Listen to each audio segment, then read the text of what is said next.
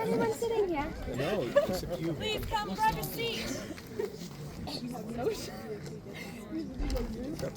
Okay, to those of you who don't know me, my name is Miss Chapman, and I am the tutor representative from the Dean's Lecture Committee, who is one of the sponsors of Shakespeare Week. Thank you all so much for coming. After the performance, food service will resume, so you can return to your crepes and pizza. But I would maybe encourage you to think about how you may be eating a crepe that was baked out of wheat, that grew in the dirt, that passed through a worm, that fed on a corpse. Which is what Hamlet would like you to think. I have a few people I want to thank. The Crepe Club, the Korean Club, the Prometheus Club, who have delighted us with their wares.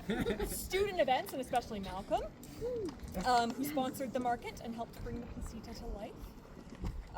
Veronica and Miss Jem for encouraging our poetic selves to flourish. The student actors in Chrysostomos, as well as the directors, Mr. Burchett, and I'm going to say especially M. Kelly, who has been such a partner and is in many ways the mastermind behind Shakespeare Week. Without further ado, the 7 soliloquies of Hamlet. Yes. Long live the king!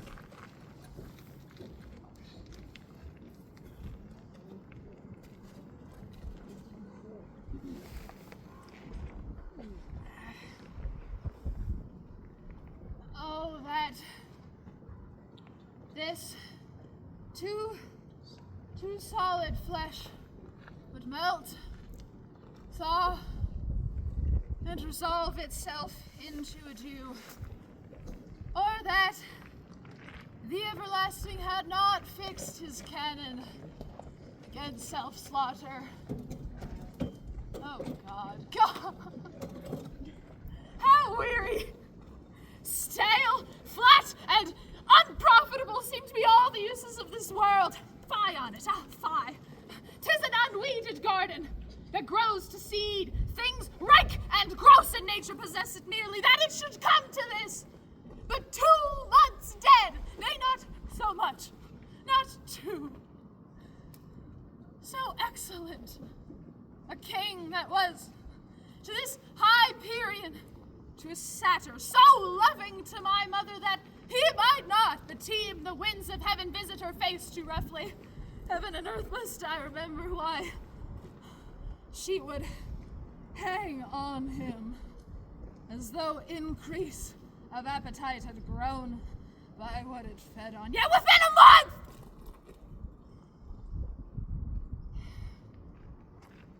Let me not think on it. Frailty. Thy name is woman. A little month, or ere those shoes were old with which she followed my poor father's body like Niobe. All tears, why she, even she, God, a beast that once discourse of reason would have mourned longer, married with my uncle, my father's brother, yet no more like my father than I to Hercules. Within a month, ere yet, the salt of most unrighteous tears had left the flushing in her galled eyes. She married, oh, most wicked speed to post with such dexterity to incestuous sheets. It is not, nor it cannot come to good.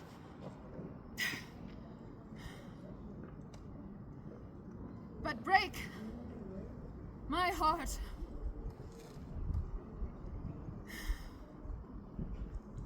For I must hold my tongue.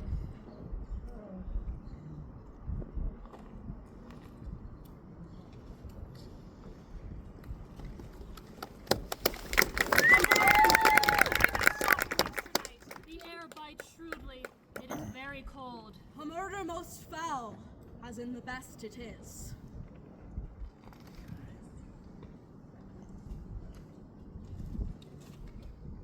Oh, all you hosts of heaven. Oh, earth. Well, what else? And shall I couple hell? Oh, fine. Hold my heart. And you, my sinews, grow not instant old, but bear me swiftly up. Remember thee?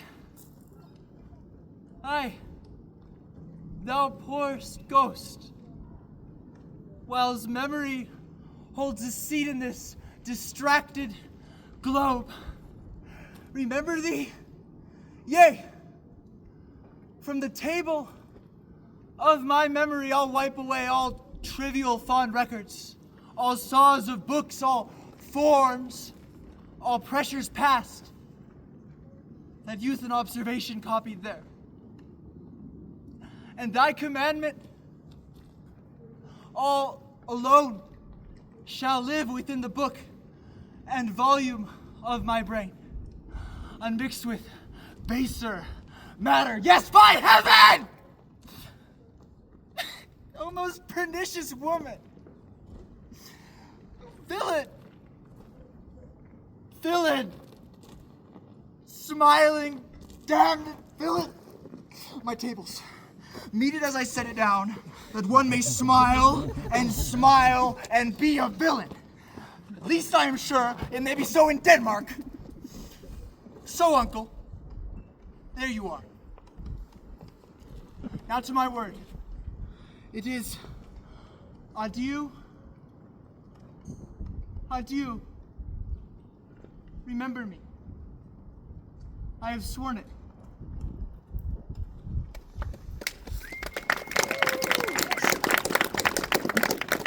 Swear by his sword!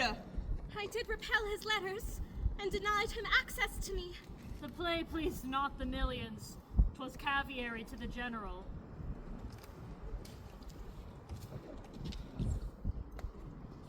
What a rogue and peasant slave am I? Is it not monstrous that this player here, in but a fiction, in a dream of passion, could so force his soul to its own conceit? That by her working his visage waned, tears in his eyes, distraction in his aspect, a broken voice, his whole function suited to the forms of his conceit. And for nothing. For Hecuba! What is Hecuba to him, or he to Hecuba, that he should weep for her?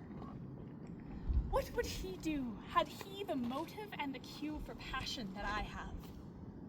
He would drown the stage with tears and cleave the general ear with horrid speech. He would make mad the guilty and appall the free, and amaze indeed the very faculties of eyes and ears. And yet I, a most dull and muddy-mettled rascal, peak like Jonna dreams, unpregnant of my cause, can say nothing. No, not for a king upon whose property and most dear life a damned defeat was made. Am I a coward? Who calls me villain, breaks my pain across, plucks me by the beard and blows it in my face, tweaks me by the nose, gives me lie in the throat as deep as to the lung? Who does me this? I should take it. For it cannot be but that I am pigeon-livered and lack the gall to make oppression bitter. Or else I should have fatted all the region kites with this slave's bloody offal. Oh, bloody body villain. What an ass I am. This is most brave. That I, the son of a dear father murdered, prompted to revenge by heaven and hell, must, like a whore, unpack my heart with words and fall a-cursing like a very drab, a stallion. Well, fie upon it. About my brains.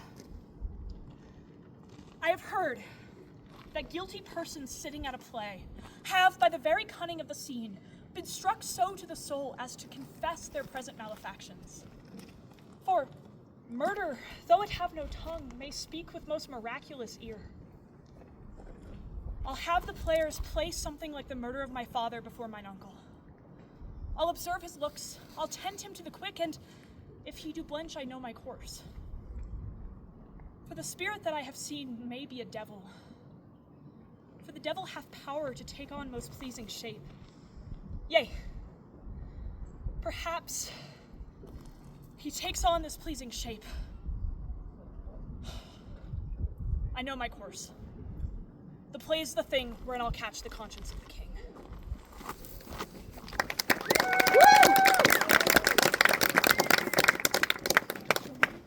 He does confess he feels himself distracted, but from what cause he will by no means speak. Ophelia, I do wish your good beauties to be the happy cause of Hamlet's wildness. I hear him coming. Let's withdraw, my lord.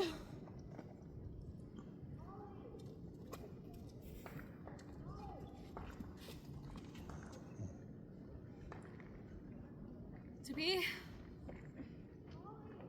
or not to be? That is the question. Whether 'tis nobler in the mind to suffer the slings and arrows of outrageous fortune, or to take arms against a sea of troubles, and by opposing, end them, to die, to sleep, no more, and by asleep to say we end the heartache and thousand natural shocks that flesh is heir to. 'Tis a consummation devoutly to be wished. To die, to sleep perchance to dream. Aye, there is the rub. For in that sleep of death what dreams may come when we have shuffled off this mortal coil must give us pause. There's the respect that makes calamity of so long life. For who would bear the whips and scorns of time, the oppressor's wrong, the proud man's contumely, the pangs of disparate's love, the law's delay, the insolence of office, and the spurns that patient merit of the unworthy takes, when he himself might his quietus make with a bare bodkin? Who would fardels bear to grunt and sweat under a weary life, but that the dread of something after death, the undiscovered country from whose bourne no traveler returns, puzzles the will and makes us rather fly and stay with the ills we have than fly to others we know not of? Thus conscience doth make cowards of us all. And thus the native hue of resolution is sick-leered o'er with the pale cast of thought. And enterprises of great pith and moment, in this regard, their currents turn awry and lose the name of action.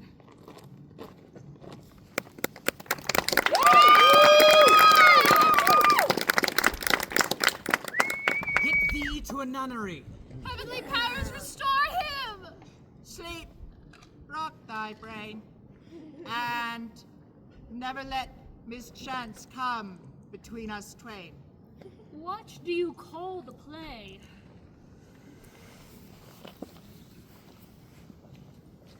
'Tis now the very witching time of night, when churchyards yawn and hell itself breathes out contagion to the world. Now could I drink hot blood and do such bitter business as the day would quake to look on. Soft now to my mother. Oh, heart, lose not thy nature. Let not ever the soul of Nero enter this firm bosom. I will unnatural. Let me speak daggers to her, but use none. My tongue and soul in this be hypocrites. How in my words somever she be shent to give them seals, never my soul consent.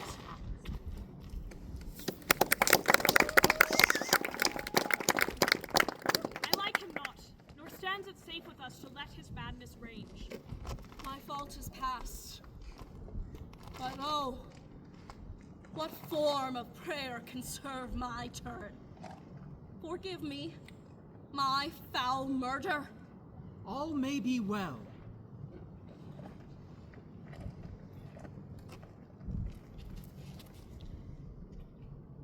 Now might I do it, Pat? Now he is a-praying, and now I'll do it! And so he goes to heaven, and so am I revenged. That would be scanned. A villain kills my father, and I, his sole son, do this same villain send to heaven? Why, this is hire and salary, not revenge. He took my father grossly, full of bread, with all his crimes broad blown as flush as May, and how his audit stands, who knows, save heaven? But in our circumstance and course of thought, 'tis heavy with him. And am I revenged to take him now in the purging of his soul when he is fit and seasoned for his passage? No. Up, sword, and know thou a more horrid hence. When he is drunk asleep, or in his rage, or in the incestuous pleasure of his bed, at game, a swearing, or about some act that has no relish of salvation in it, then trip him, that his heels may kick at heaven, and that his soul may be as damned and black as hell whereto it goes. My mother stays. This physic but prolongs thy sickly days.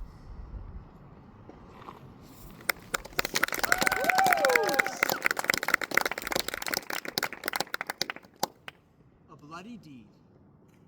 Almost as bad, good mother, as kill a king and marry with his brother. Oh, Hamlet, thou hast cleft my heart in twain. But come for England. Farewell, dear mother.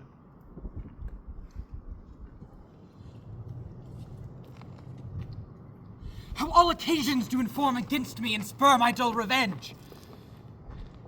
What is a man if his chief good and market of his time be but to sleep and feed? A beast, no more. Sure, he that made us with such large discourse, looking before and after, gave us not that capability and godlike reason to fasten us unused. Now, whether it be bestial oblivion or some craven scruple of thinking too precisely on the event, a thought which quartered hath but one part wisdom and ever 3 parts coward. I do not know why, yet I live to say this thing's to do, sith I have cause and will and strength and means to do it.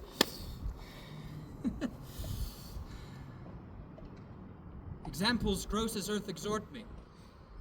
Witness this army of such mass and charge, led by a delicate and tender prince, whose spirit with divine ambition puffed makes mouths at the invisible event, exposing what is mortal and unsure to all that fortune, death, and danger dare, even for an eggshell.